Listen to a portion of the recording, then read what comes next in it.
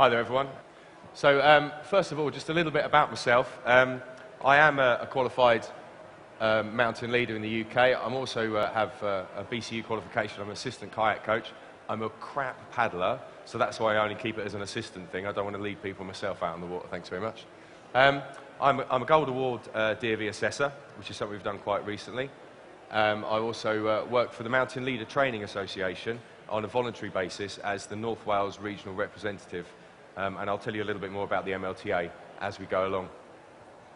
I'm also working towards other instructional awards. I'm walking towards my Mountaineering Instructor Award, which is to do with rock climbing, and also consolidating extra experience and time for my International Mountain Leader Award.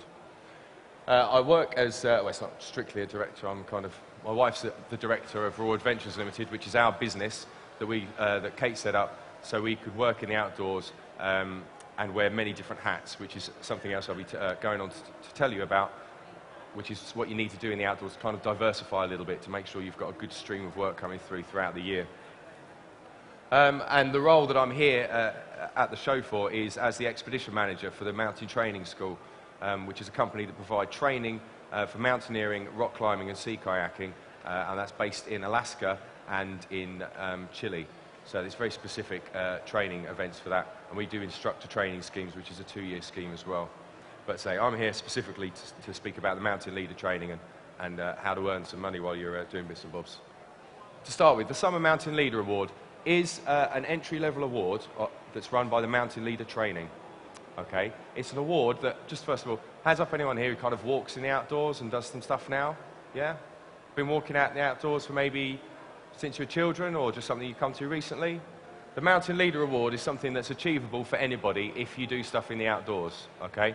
A trap that I kind of fell into is I've been doing outdoor activities, walking, a bit of climbing since I was a kiddie, and the more I got into it, I started to do some instructing through, well, I got introduced to it through my father, and then I went through the Cadet Corps, Air Training Corps, and was involved in the Duke of Edinburgh scheme, and worked my way through then to become an instructor, and so forth. And I'd always kind of heard about this mythical beast that is the mountain leader, and I'd built it up, and I'd seen a lot of people out on the mountain over a number of years, and thought, wow, what they do, how do they get to be from there? If I've just slogged my guts up down in here, and that's the mountain leader, and they've got in front of me, and they're always cool and calm, and they know exactly what's going on. That must be amazing to do.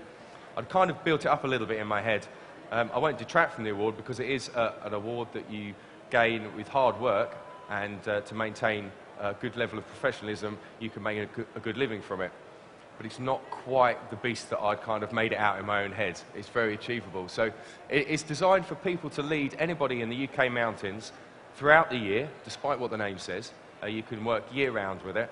It just requires you to have some knowledge of the UK mountain and national parks, so that would be Scotland, Lake District, Peak District. Yeah, so it's designed so you can work throughout the year, but it's not designed as a technical mountaineering award or anything. You're not supposed to use technical rope skills. You're taught rope skills as to be used in an emergency situation, but you're not expected to go out and do planned activities that will require you to use rope skills. That doesn't preclude you, as it mentions on here, from taking people out on low level, or say low grade, I should say, scrambling routes. So something that maybe would be a grade 1 scramble, which is kind of just sort of hands on rock, over a few rocky steps. If you're aware of your abilities and the ability of the group, that's something that the award does allow you to go out to do. If you want to take it a stage further towards the top end of that, you need to have a higher award, higher qualification to be able to be proficient with the rope skills that's required. Yeah, so that's a little bit about the award. There's, the requirements are, I believe it's sort of 20 days, what they call quality mountain days, to attain the training, and a further 20 quality mountain days before you go for assessment. My advice is the more you turn up with for your training, the more you'll be able to take out of that. And again, for the assessment, the more time that you have to prepare yourself for that, the easier you'll find the assessment process itself. As I say, when I went to do my training, I'd probably been working, in inverted commas, and assisting and instructing in the outdoors for probably about 10 to 12 years, and I still took away a load of tools from the instructors at the time. I chose to do my training at one of the national mountain centres, Plasy Brennan, just because of the history and the level of instructors there. There's a number of different providers around the UK that can provide the training for you.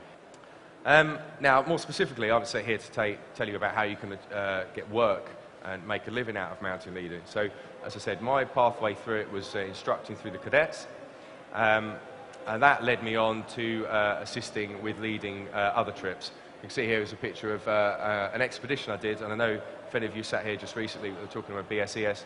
This is a similar schools expedition, which was a month-long expedition in Africa, as you can see. We led a team, two different teams actually, to the summit of Kilimanjaro, and it was a great achievement to bring the kids out there and to do other stuff. That's one avenue that, whilst having my ML, has allowed me to go down. The work itself was a case of getting out, speaking to different providers and saying, right, this is my experience, this is the award that I hold, and this is my experience that I've got in conjunction with that. So I'd already had youth leading experience. Can I come out and work for you? And yeah, I was lucky enough to get called onto that expedition. The following year, I led another group out in Borneo for a month for Kinabalu and out through the jungles out there. So there are opportunities, and you tend to find if you go out and you act in a professional manner and you deliver a really good skills base, then you will get the work coming back to you. Prior to going out here, this was my first high altitude mountaineering trip. Okay, so you might think, well, how can you lead a group of something that you've not been up before? It was my first high altitude mountaineering trip as a leader, but I'd worked as an assistant leader on trips, on kind of more tourist-led trekking trips in Peru and previously in Borneo as well. So I had a bit of a lead experience where that comes from as well. Other opportunities that you can get is working through charities.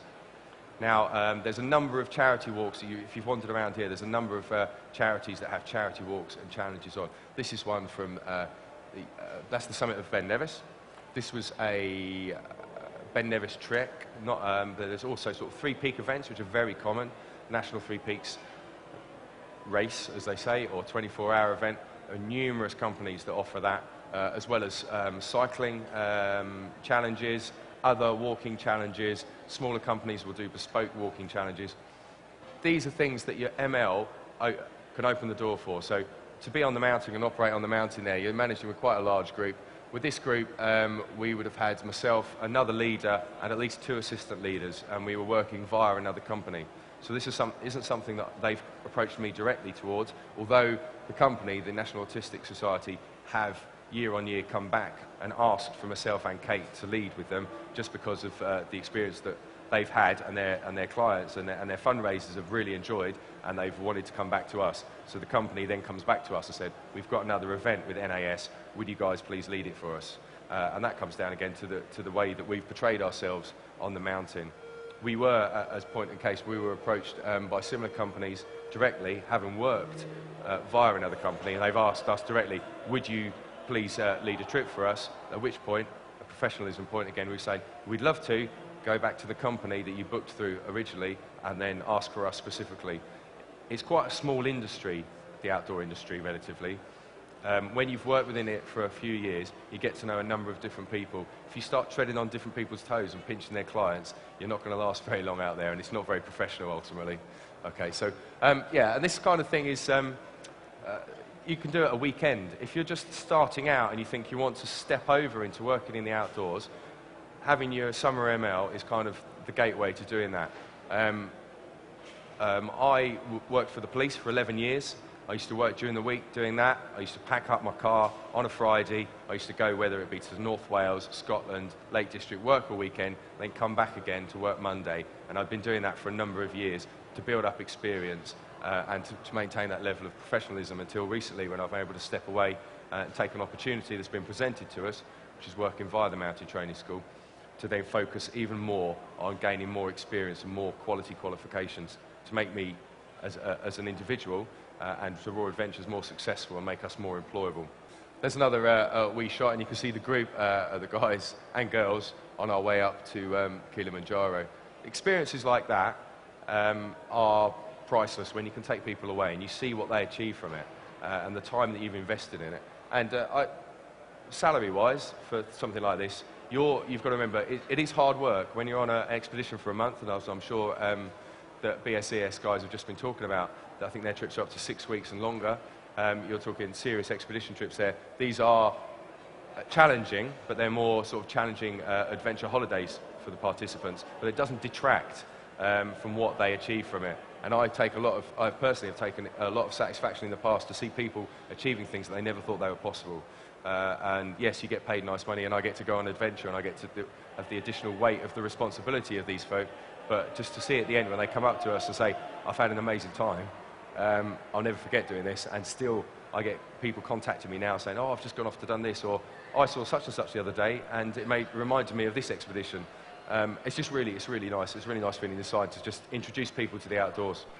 This is a bit more closer to home. So as well as working on expedition leaders, working via third parties, we've managed to build up a good professional reputation, so we get approached directly to organise events. And this was an event that we ran for a firm of solicitors that wanted to raise some funds for a local charity, and we put together a bespoke challenge event just for them in the Lake District. Again, drawing on the experience and the skills that I've built up over the years between myself and Kate, we liaised very closely with these folk. We did some training weekends for them, which was really important. We could pass on the information and the knowledge that we gained and set up a really attainable challenge. This challenge itself was a 14-peak event in the Lake District. They were out on the mountain in some horrible weather. In fairness to them, you couldn't have asked. All the training weekends were beautiful, blue skies. When we went to the lakes for the actual event, it rained pretty much from the outset until the finish.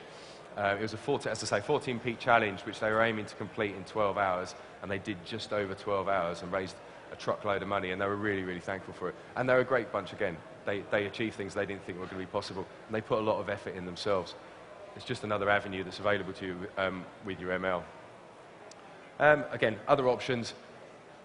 With your ML, you're taught, or part of the syllabus is that you need to be self-sufficient in the mountains, and you need to be able to spend what they call it the training centres, like a mini break. You go out and you'll be for 3 days in 2 mountains, self-sufficient in the UK.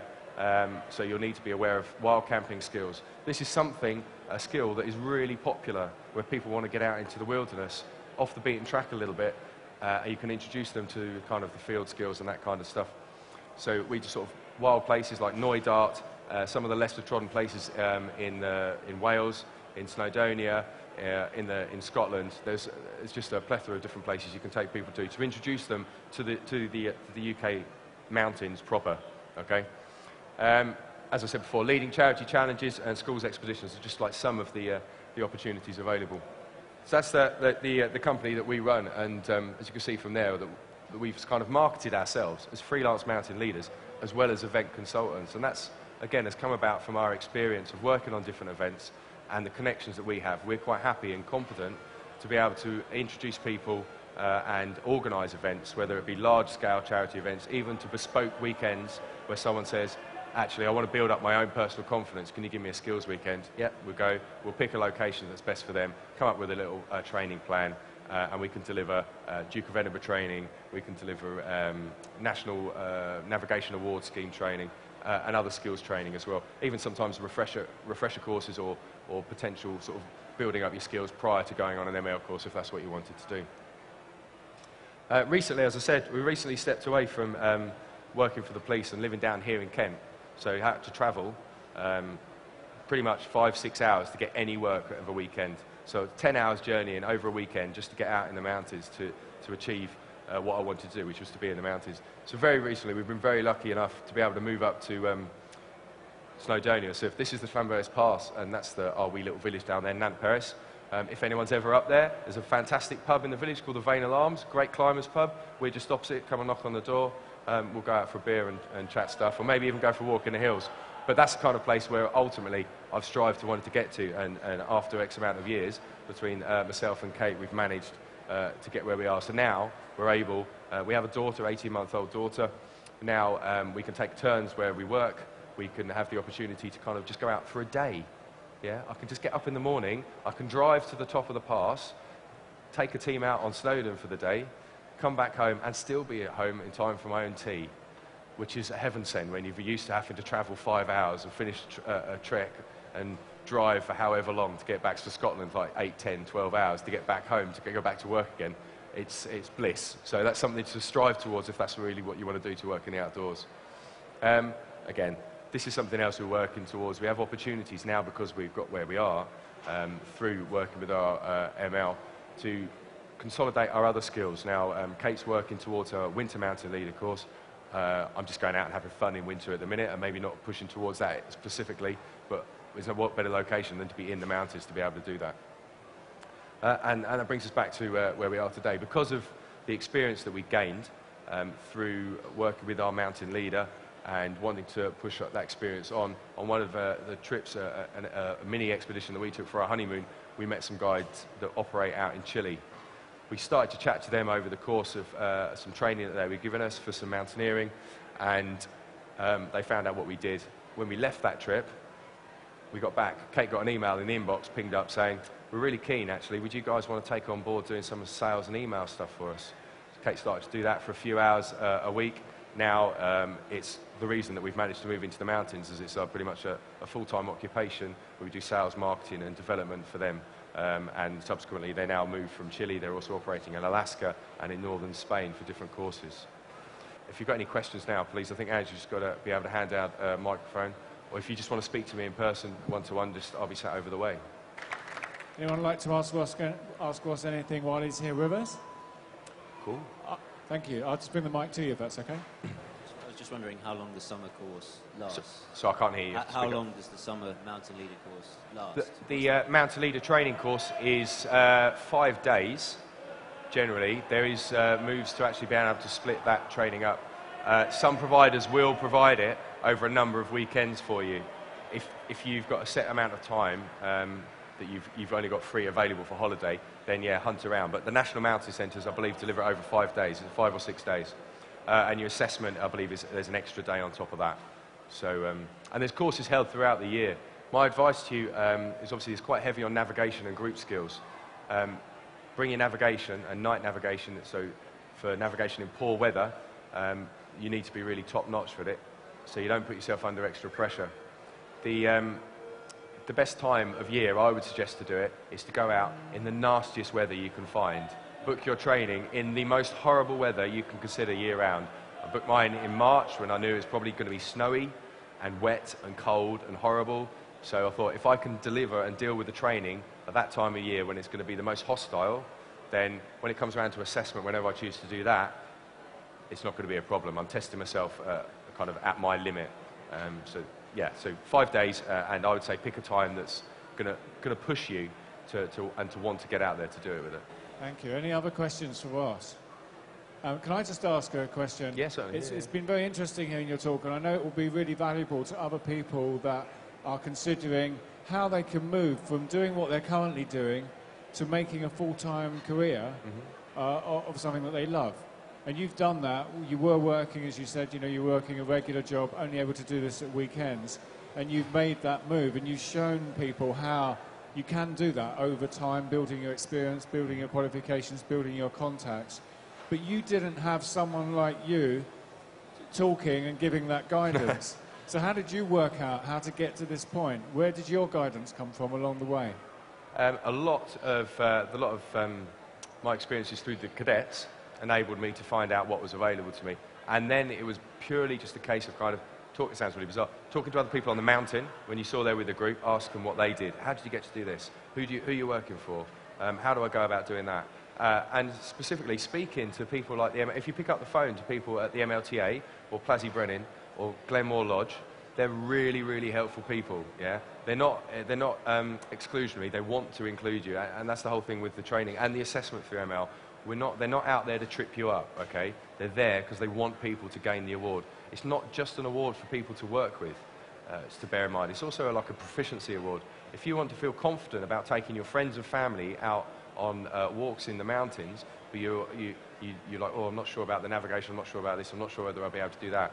Actually, just signing up for your ML training is a fantastic way of gaining all that knowledge and those skills. And the people there at the work at the National Mountain Centres, they rave about it. They love working in the outdoors, that's why they're there.